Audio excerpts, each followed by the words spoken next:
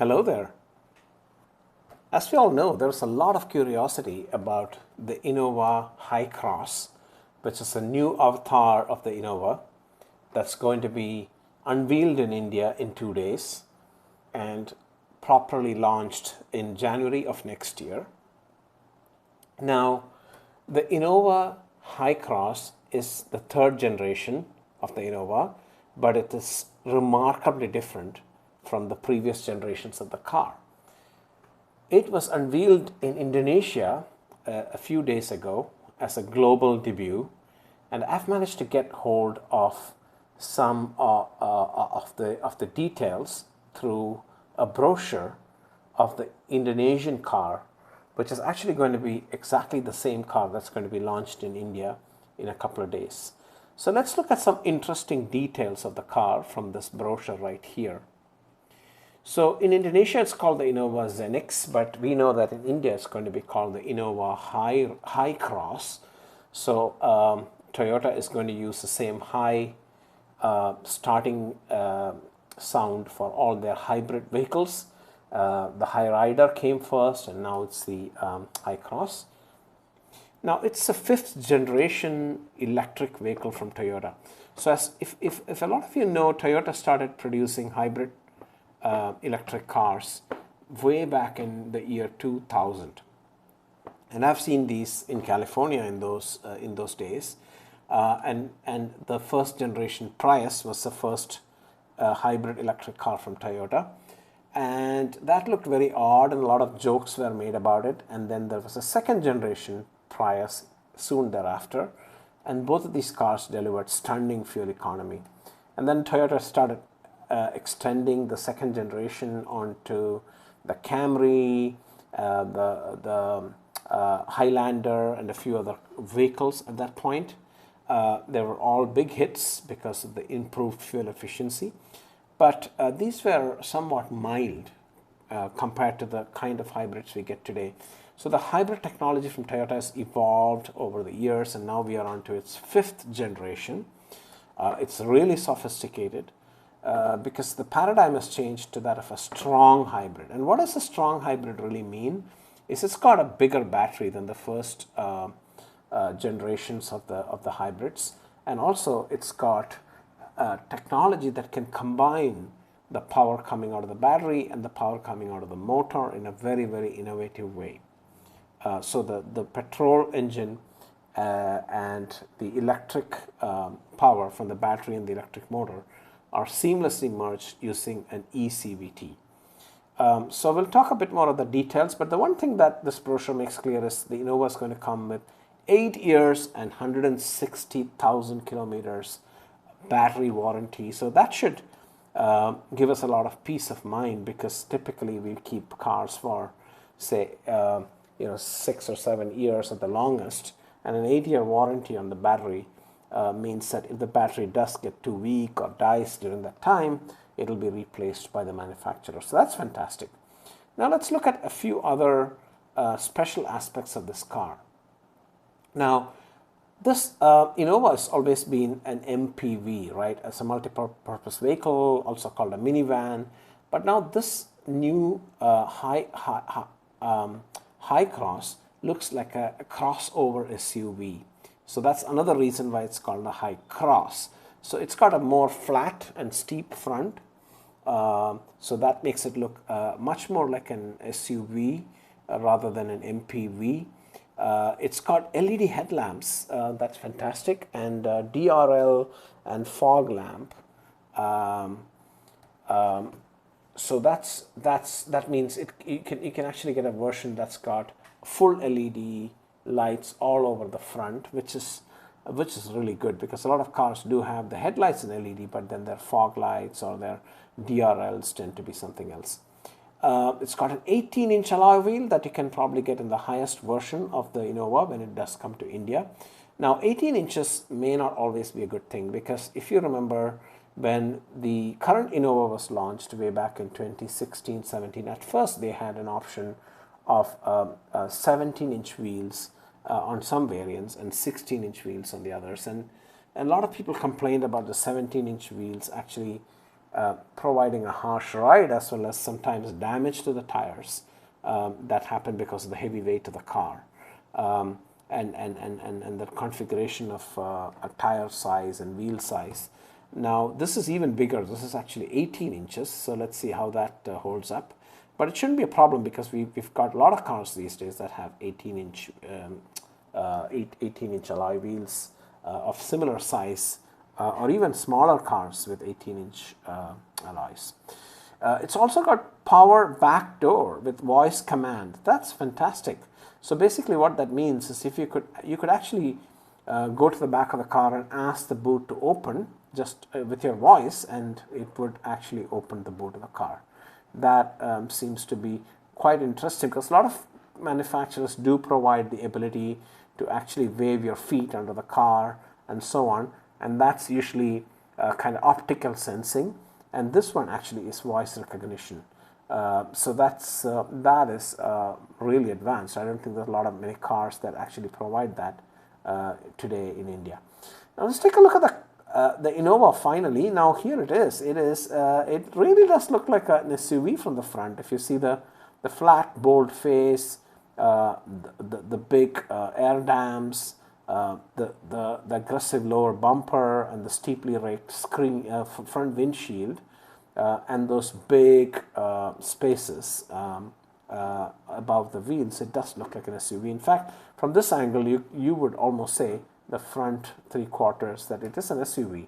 You wouldn't guess it's an MPV unless you actually went behind the car and took a look. And now it does start to resemble the current Innova. It does start to look like a bit of like an MPV. So that's about the looks department. Now let's take a look at the interior of the car. So as you can see on this picture, it's got a massive panoramic sunroof. It's got at least two different panels, as you can see here. And it's got an ottoman. So if you're in the second row, you could actually stretch out your leg by folding down the front passenger seat to a level where it just kind of touches your back seat and it becomes a sofa. That is amazing for long journeys, for sure.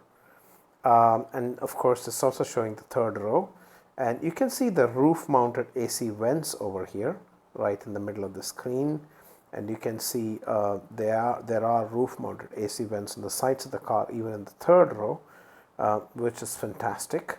And then you can also see that, it does say the captain seat version will come with an ottoman.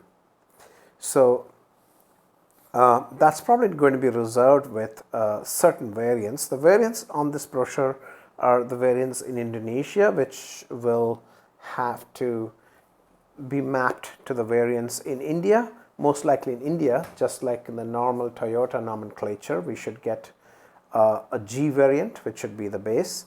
We should get a V variant, which should be the middle, and a Z variant, which should be the top end. Now, the cabin for sure looks impressive. So as you can see here, it's got 3 rows of seats, obviously. The second row, I'm pretty sure, can either be had as a captain seats or as a bench seat, and the third row for sure is a bench seat. And you can see here the third row can actually accommodate 3 people. The middle one also gets a headrest, which seems really good.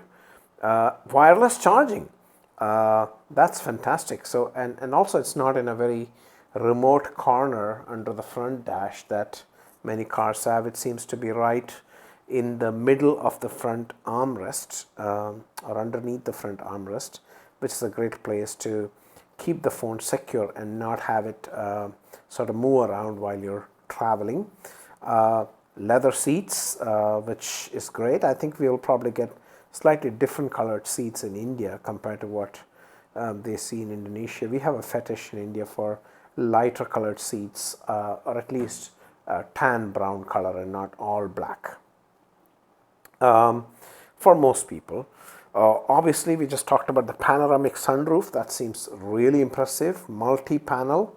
I don't know if both the panels move or it's just the front panel that moves, but it's fabulous. And you see those lights on 2 sides of the sunroof.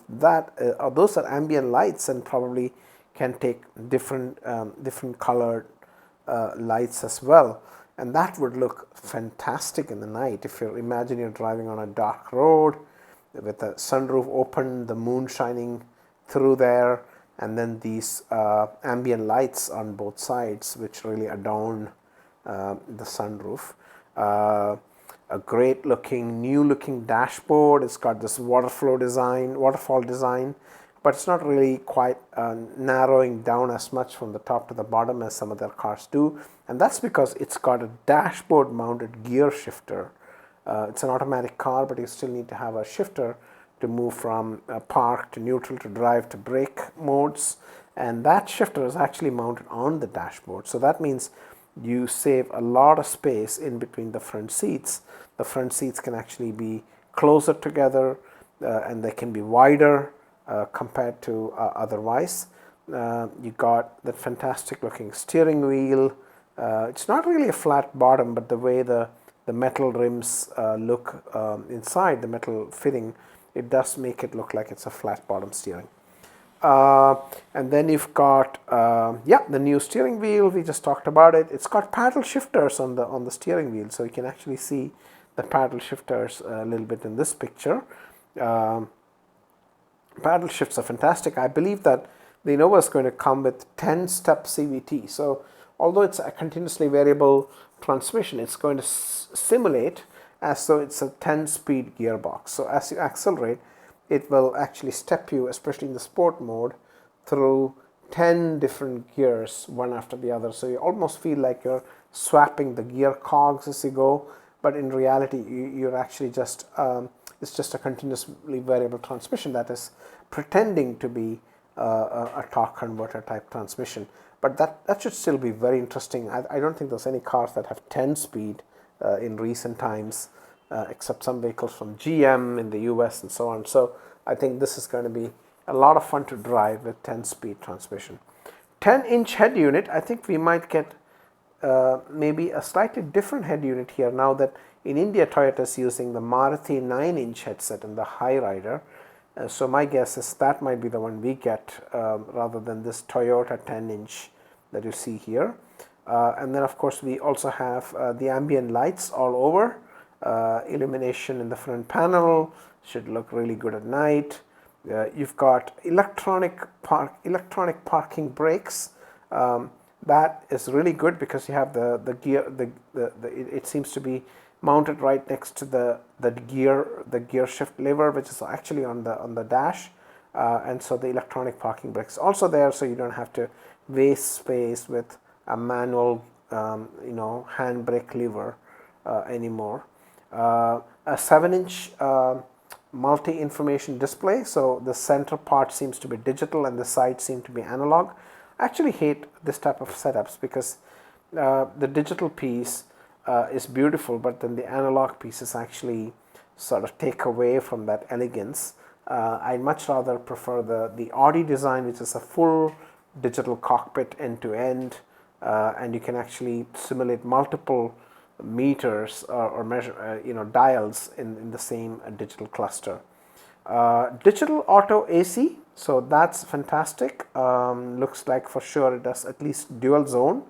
You can see the two temperatures here. I'm not sure about the back. Probably that's the third zone as well.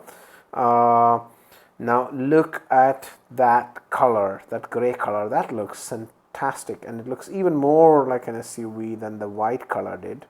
I think it would be hard pressed for somebody to say that this is not an SUV if they just looked at this view here. Very aggressive side creases, a big massive wheel arches. So it does look really tough. Now rear combination lamp this seems to be a lamp that stretches from the side all the way over to the back. Looks like a lot of LED used there. You also have an EV mode, just like the Hyrider, so which means that you could actually drive the vehicle in a pure electric mode for a short distance before you actually have to, it actually switches over to the internal combustion engine once the battery level reaches a certain lower point. That's very useful. So if all you're doing is short school runs, you might actually be on electric mode almost throughout your journey. You also have 17-inch wheels. Some of the variants have 17-inch, some have 18-inch. I think the 17-inch is actually more practical for India, although it's in such a massive vehicle. The 18-inchers probably look better than the 17-inchers. Now, take a look at the engines, right? I mean, this is the most exciting part to me in the new Hycross. These engines are the latest generation gasoline engines from Toyota.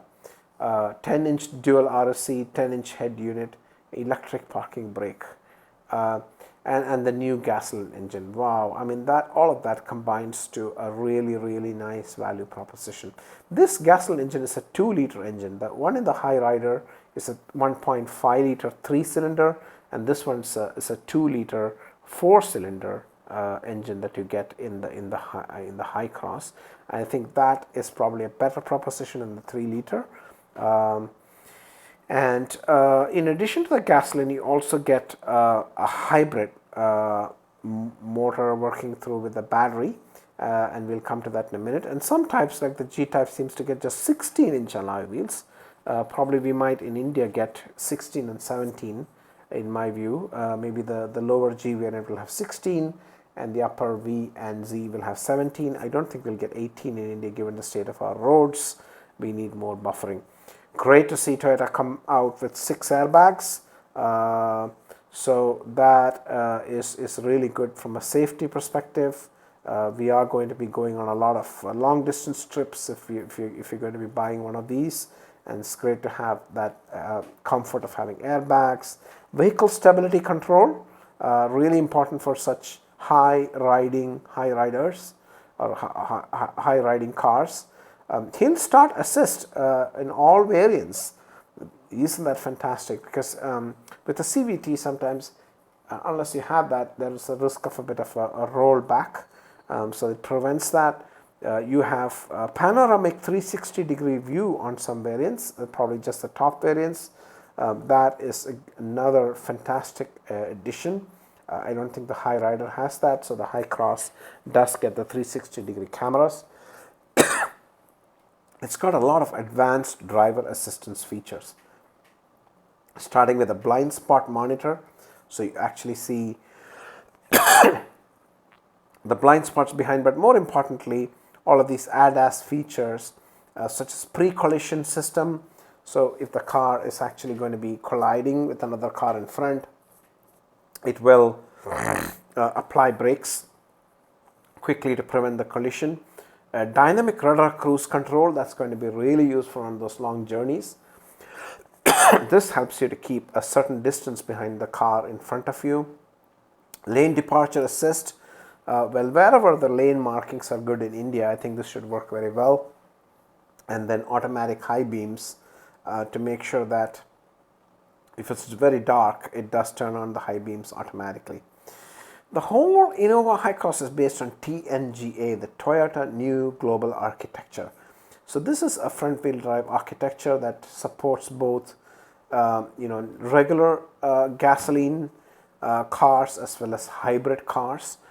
It's a front-wheel drive platform, unlike the current Innova, which is rear-wheel drive, and it's a monocoque and not a body-on-frame type of car.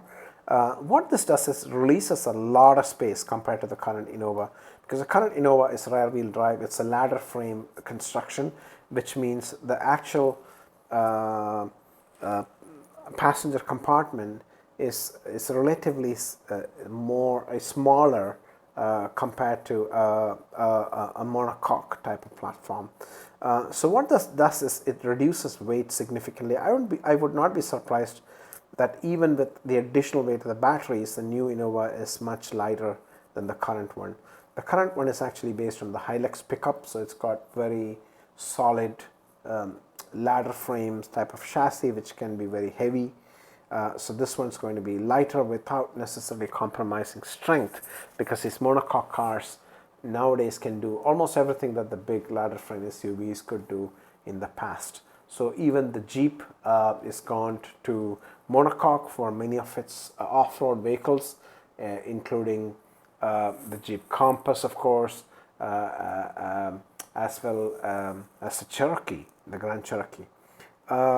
So this type of platform gives you best acceleration performance because of the lightness of weight and also the hybrid system, the best comfort and stability, improved fuel efficiency and quieter cabin. So this is a win-win-win in my opinion. Tin Touch, Toyota InTouch, also called Tin Touch, is part of the electronic connectivity system that's integrated and can be controlled by an app on a phone. So you could find your car if you don't know where it is. You could geofence it so it doesn't drive out of that fence area. You could actually track the stolen vehicles, get your vehicle information at any time, and also get maintenance when you need it. You could actually see when maintenance is due or get maintenance alerts.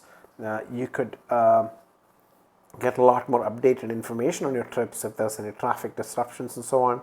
You could get roadside assistance without actually having to make a call, just by pressing an SOS button, and then of course the injury and support center. So this is a very, very useful feature, but it will probably rely on having a SIM card on the car and a network connection that you have to sort of pay for, but then in the end that can be used to deliver all these features. There are a lot of customization options here, grill ornaments, mirror ornaments, side moldings, cargo nets, mud guards, air purifiers, even spare tire covers, and all of that. Now finally, the most important part of the video is to review the specifications, because this is what actually is going to show us the real picture about the car, and these are not going to change from Indonesia to India because these are very fundamental. Your features and functionality in the variant configuration might change, but the specifications are going to remain the same, and so this is really, really illustrative. So as you can see here, most likely, just if India were to follow the same model as in Indonesia, you should get a 2-liter naturally aspirated petrol only car, or you could get a hybrid car. The petrol only car would probably feel a little underpowered, whereas the hybrid is probably going to feel just as fast, just as efficient, or even more efficient than today's diesel Innova that we can buy here. So just a few important specifications. So the length is 4755 mm. So that means it's almost 5 meters long, 4 meters and 3/4 meters long. This is actually longer than the current Innova. It's the width is a little bit wider also than the current Innova, and the height is about the same at 1795 millimeters. So this is going to be quite an imposing vehicle given the 1795 mm height. So for comparison, this is going to be taller than kind of a soft roader SUVs that we have today, like the MG Hector, or even the Safari, or even the Jeep Compass, and Mahindra XUV7 and 00 and so on. It's going to be taller than all of them, so it's going to be quite imposing. The wheelbase is amazing, 2,850 millimeters. That's a very, very, very wide wheelbase, a long wheelbase, and that means you get a lot of space in the rear of the car. The tracks also very good, very wide.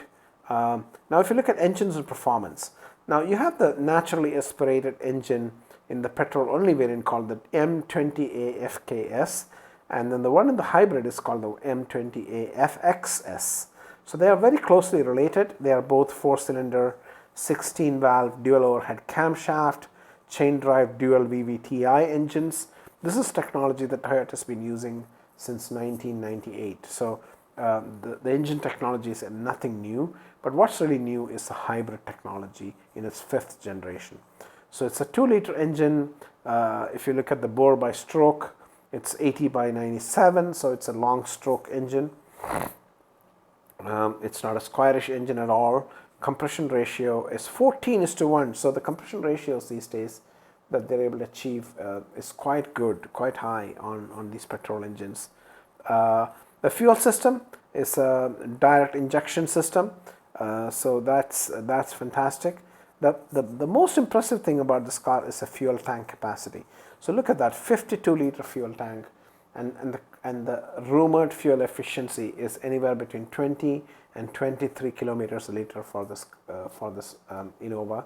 And the more you drive it in the city, in the hybrid, for the hybrid, the more you drive in congested city conditions or in back-to-back traffic, the fuel efficiency is actually going to improve, because it doesn't actually turn on the engine unless it needs to, right? It's going to ride on the battery power a lot, and start-stop keeps charging the battery, so you're not really going to be out of battery all the time in that kind of commute conditions. But if you're out on the highway and if you're driving sedately, you should easily expect 20-21 kilometers a liter, and with a 52-liter fuel tank, you should be able to touch over 1,000 kilometers on just one tank of fuel. So that's the most, I think, appealing feature about the Innova. So today, I think the diesel Innova has, I don't know, maybe a 60-liter fuel tank, and gives a highway fuel efficiency of just about 11 kilometers a liter. Sometimes I've just seen 10. So you're talking about a 600-700 kilometer range on a much bigger fuel tank, whereas this one's going to give you almost 1.5 times that, right? More than 1,000 kilometers on a 52-liter tank, which is a smaller amount of fuel to fill as well. The other impressive figure is the maximum power and torque. So if you go with a non-hybrid, it's 274 PS and 20.9 kgm, which is 209 Newton meters. But if you go with the hybrid, you actually get 186 overall system power, part of it coming from the engine and part of it coming from the motor. So it's more powerful from a horsepower perspective, but also most importantly the torque.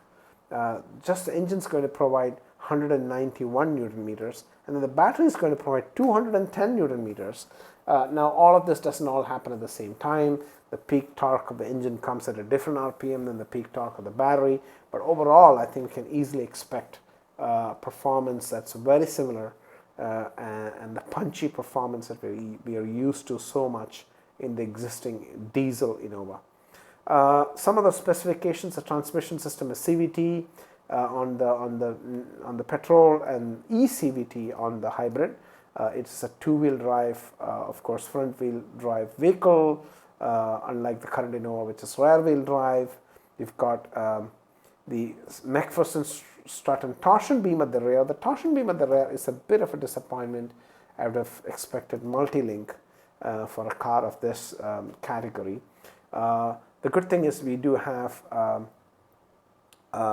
disc brakes on front and rear, as well as stabilizer bars at the front and rear. So that should help in stopping performance. Parking brake is electronic, and as you can see here, the different tire sizes, configurations. So the most typical variants will have 215, 60, 17. That's what I think we'll see most in India, although the top variant could even come with 225, 50, 18, which I doubt they'll do in India because of the types of roads we have here. It's going to be quite jarring if you had a 50 caliber tire over there. Spare tires also provided, which is a smaller size, 16-inch. Safety security is very impressive. So it's got, all variants get the airbags, of course. They get the parking sensors, and also corner sensors in the higher trims. Vehicle stability and parking cameras are in all variants, whereas the top variants will get the 360-degree panoramic view camera. Child restraint systems are common. DVR is common, and also blind spot monitoring, which is great. Wireless smart door lock, and the vehicle approach notice anti-theft alarm. So very, very good on the safety front as well.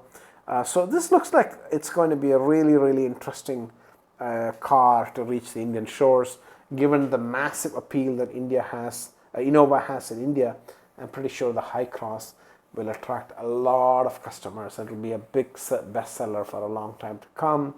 And one of the things I say is investing in Innova is almost like investing in a bank fixed deposit or something, or a cumulative fixed deposit, because the people who bought the original Innova when it launched, they bought it maybe 8 or 9 lakhs, and after say 7-8 years they were able to sell that for maybe 10-11 lakhs. So actually they drove it very long time and actually sold it above the cost at which they bought it, and that continues to kind of hold true. So I was looking at an Innova at the end of 2018. They offered me a 2.8 automatic at that point, G model, for about 19.5 lakhs. And today, to get something equivalent, one has to spend well over 27-28 lakhs, and the 2.8 automatic doesn't even exist. So you got to buy the 2.4, and even that's close to 25. And if you want to buy the same car used with a reasonable level of mileage, you'd probably pay the same 18-19 lakhs. So I would have lost no money. I would have used the car for 4 years, and in some cases I would have even gained and sold it even higher than when I bought it. So that's the magic of the Innova. It's like a bank deposit, a cumulative deposit, that when it matures, it actually gives you more than what you invested. In addition, while the bank deposit doesn't give you anything while it is actually in the bank, you can drive your Innova around. You can go to beautiful places across the country, take your family for a vacation, use it every day to do the school and the grocery and all of these kind of runs, and you still, after many years, you can sell the same car back for more than what you paid when you bought it. So that's the sort of magic of the Innova, and I think this one, the Hycross, the hybrid one, is going to be even more magical, because people, I'm telling you, don't understand the value and the real magic of the hybrid, the strong hybrid cars.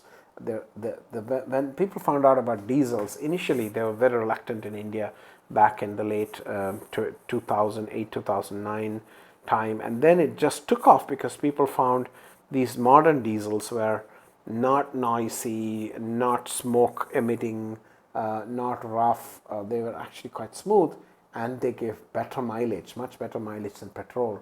And although it was more expensive than petrol, they just jumped on the diesel bandwagon. And then it was the rocket ship from 2009-10 till 2016-17. Diesel cars far outsold petrol cars in most of the segments, especially the bigger ones in India. And that same thing's going to happen with the hybrid. Right now people are lukewarm, and when they find out the reliability, the ease of maintenance of the Toyota hybrids, and the fact that they actually deliver much better fuel efficiency, especially when driving inside the city, than even the diesel, you're going to see the next big leap that people are going to make towards hybrids. And I hope that, and I do expect that in the upcoming budget we'll have a better GST treatment for the hybrid cars. They really do deserve it, because if we can transition a large number of cars in this country to hybrid, we're actually going to save a lot on importing fuel, because these hybrid cars can go double the distance with the same amount of petrol than petrol only cars can, so that we can actually cut our import bill significantly if the government also encourages hybrids, so that they are with subsidies or lower GST rates, so that they are priced almost on par with petrol and diesel cars of today. Now finally, the Innova the Hycross does come in many colors, all kind of office colors, I would say. It's either silver, gray, black, or steel, so just different shades between white and black. It doesn't seem to have any other colors, but the gray, I think, should look really, really good. Either the gray metallic or the DK steel MC should look really good on this car. Well, so hope you like the brochure review. There's a lot of information here. Let's go back to take one final look at the car. Really, really impressive. Here is the Hycross. Looking forward to actually test driving this car and reserving this car very soon. If you're serious about this car, I would really recommend you book one when bookings do open in 2 days, because it's going to be the waiting list is going to get very, very long very, very soon. I do expect that Toyota is going to price this in the way they normally do, which is a little bit higher than what we expect, because they know the inherent value of the brand. So I would expect that a mid variant should be about 25 lakhs ex showroom, which translates to about 30 lakhs on road.